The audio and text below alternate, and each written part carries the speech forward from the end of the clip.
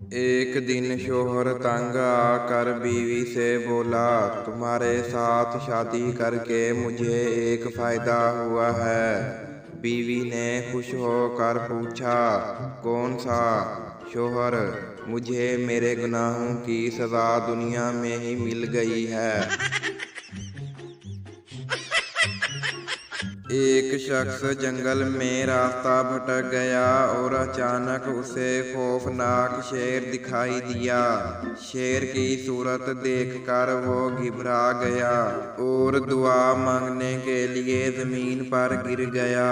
जब कुछ देर बाद डरते डरते सर उठाया तो देखा कि शेर भी सजदे की हालत में है।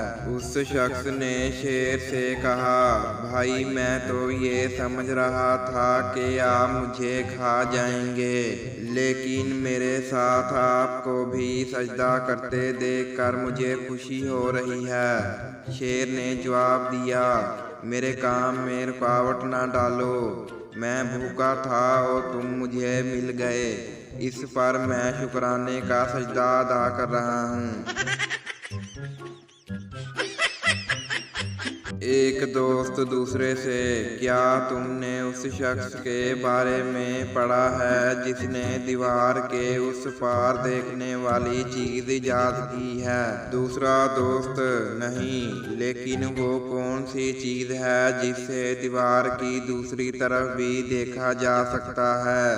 पहला दोस्त, खिड़की।